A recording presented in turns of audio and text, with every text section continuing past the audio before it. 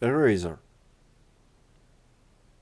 Hi guys, let's talk about the eraser tool today. We have already used it, and even more than once. But now it makes sense to talk about its capabilities in more detail. Moreover, there are three tools. So the eraser is located right here, as well as two other eraser tools. We have already used the first eraser tool, but let's talk about it a little more. So look, I have a crosshair now, not a usual brush. This is due to the fact that I have the caps lock key active right now. In those cases, when it is turned on, the cursor takes the form of such a crosshair. But if we want to return to the normal cursor state, we disable the caps lock, and now my cursor has acquired the appearance of a brush, as in fact happens with all tools, not only with an eraser. And since it has acquired the appearance of a brush, you can easily notice that the settings of the eraser are similar to a brush settings. That is, it can be of any shape, which can be a brush. You can choose even the most exotic brushes, and thus they will work like an eraser. That is, the eraser will erase with exactly the same stroke as the brush. Next we have a mod, a brush, a pencil, and a block. A brush is a brush.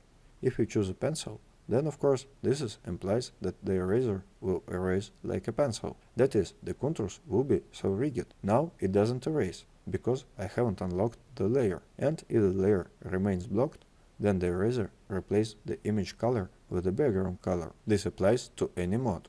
It also applies to the brush mod. Now I have a soft brush, and here it draws with the background color. In some cases, of course, it may be necessary, but let's have the background unlocked and erase something. So, brush erases like a brush. Pencil erases with any shape of the brush, but at the same time the edges will always be hard. The next mod is the most interesting and unusual, because it is called a block. In this case, you can erase with lines, like this, with sharp corners. It can be convenient if you need to clean up something near some area with a right angle. And note that we can erase with straight lines. Point the cursor at the straight point, hold down Shift and click again, and we get a straight line. Regardless of the mod, you put the first point, press the Shift key and put the next point in the direction you need. And this is how straight lines are created. Let's go back to the brush mod. It is used most often. Let's see what else there is here. First, there is of course opacity. With an opacity of 100%, the eraser erases 100%. And if we reduce it, then look what happens. Here I have a soft brush now. That is, the background color remains partly with us. And sometimes this is very convenient. For example, when we want to make soft edges, like this, in the image, which will smoothly transition into some other image. Next comes the smoothing. It works exactly the same way as it works with a brush. And if we return the opacity to 100% and select Erase to History, then with the same eraser, we can return the erased areas to their original state. It can be very convenient if you suddenly make a mistake. Then we uncheck the box and the eraser starts to erase again. We can even erase in Paint Symmetry mode, just like we drew a mandala. Probably it can turn out very unusual. If you have some interesting background at the bottom and you erase it on top of some other background in mandala mode, probably some completely mysterious image can turn out. But let's move on to the next eraser tool, and this tool is called a background eraser. It has more settings. If you look at the top menu, you can see that this tool has the ability to take various samples. The limits options are contiguous, discontiguous, and find edges. Contiguous and discontiguous options are the same as for a magic wand. And find edges mode makes edges next to the place that we erased more cleaner. The percentage tolerance works exactly the same way it works with a magic wand. The greater the tolerance is, the more pixels of similar color are into the eraser zone, and it is erased. Well, let's look at everything in order. So, we take the very first eyedropper, which implies that the sample will be taken continuously. And look, I have such a crosshair inside the cursor. It shows the area where the color is taken, and pixels are erased relative to it. And look what is going on. I swipe with an eraser, and it is erasing. That is, it defines pixels of such a light blue color. And now I'm zooming in the figure, and despite the fact that my cursor catches the figure, the cross moves along the blue pixels, and the figure doesn't change. You see how great it is. It is a good way to select some contrasting edges. If the image is less contrasting, this can also be done. But then you need to pay more attention to the tolerance and possibly set a very small tolerance value. Now we are working with a contiguous pixels mode. Therefore, even if I swipe here and my cursor catches a gap between the legs of this person, it won't be erased. But look what happens if I set to this contiguous mode and make the same exact action. The area behind my legs is also captured, although the black leg itself remains untouched. If I work in the Find Edges mode, a sample is taken in the same way, but at the same time the edge is made as clear as possible. In this image it's not particularly visible, but it happens. And now let's look at the second eyedropper. This is a one-time sample. That is, if we take a sample and click here, now we will not erase all pixels. It will have such a partial erasure, because the pixels here are a little different. Although I didn't even add a transparency at all, but in some areas it will happen like this, because taking into account the tolerance, the color of the pixels is very different. Let's look at the third eyedropper, which limits the ability to erase the color of the background. Now the background color is white, if you pay attention. So we take the eyedropper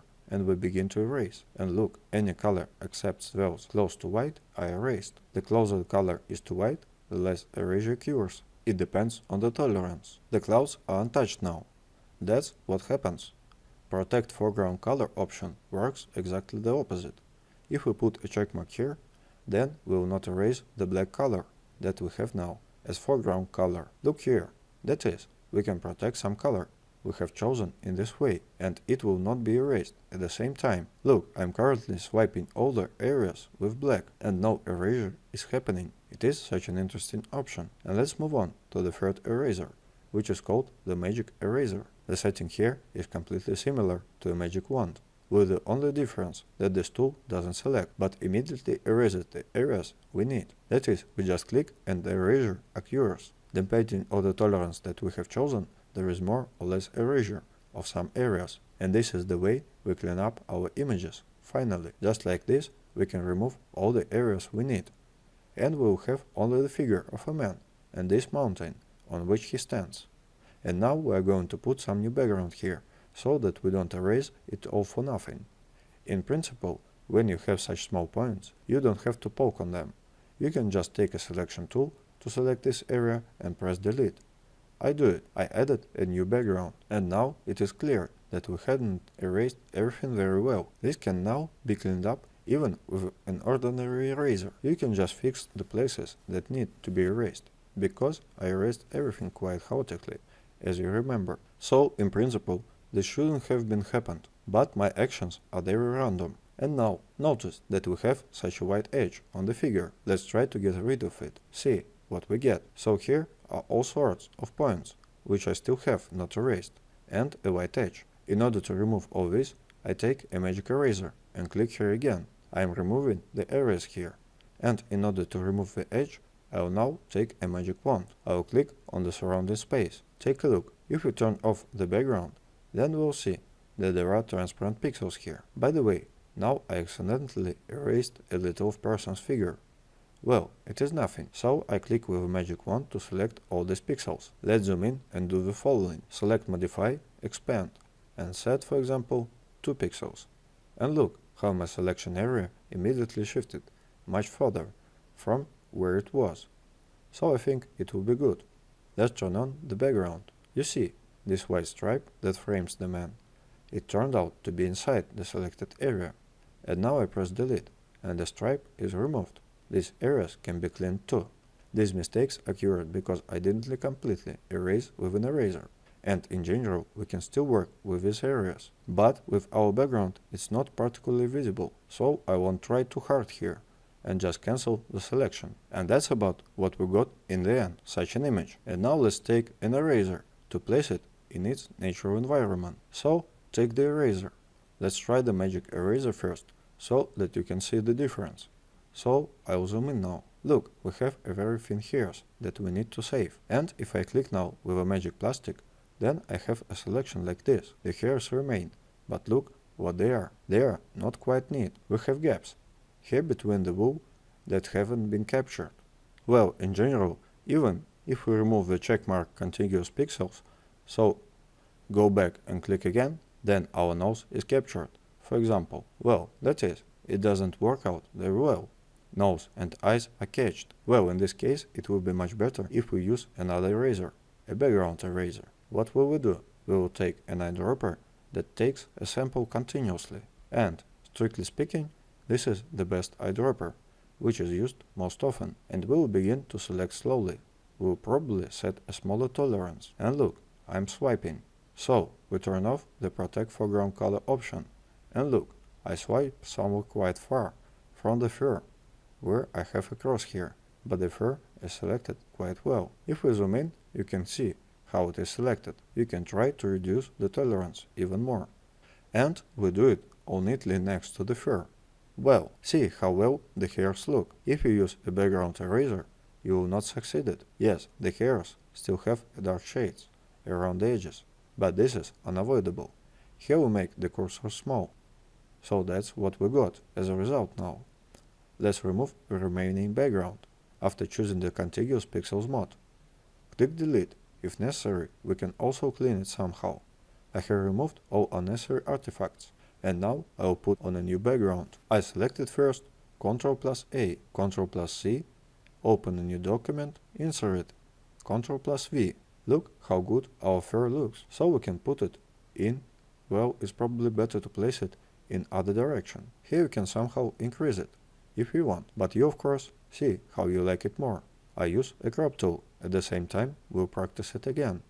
I will add another winter landscape as an additional material to this exercise. Choose the landscape that you like best, and if you suddenly think that the roughness looks a little unnatural on some parts of the image because of a brown color, then we can take an ordinary eraser with a low level of opacity and try to make the fur a little more transparent, and this area will look more natural.